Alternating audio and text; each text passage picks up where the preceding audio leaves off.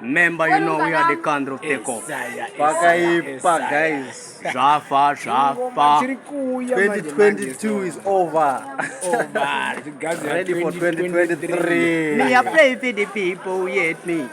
People who hate me. Me a pray for the people who hate me. People who hate me. Protect them, Jaja. Let them see my future.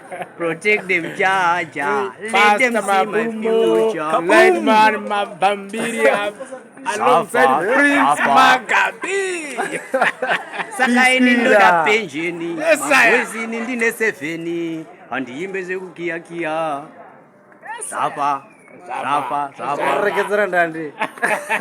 Dzimwe nguva ndombodemba kuti dai ndabatwa nemweya webenzi ndipenge ndizorore. Mutaro wangu akandiramba ndiri ndumure, mai vangu akandiramba ndavarume, asi upenyu wangu huna kuguma, ndakaramba ndichifamba ndichibhima. Iwe wakafa isusu sotirwadza. Tinongoda kugara chekuona everyday wewe tichilaira kaboom.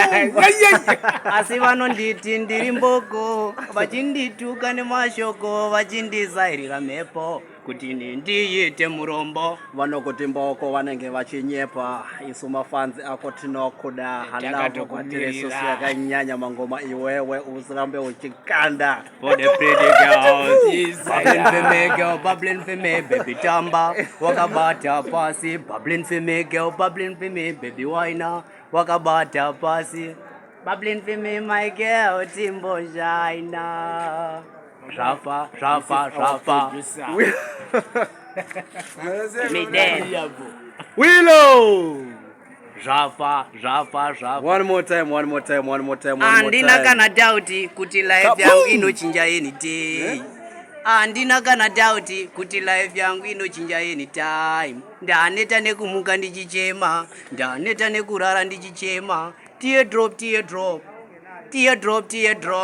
We are suffering day one at a home. That was a goodbye to the home. Panyika pana dangerous. Timu rangu tiri kusava riri serious. Baba pakapa.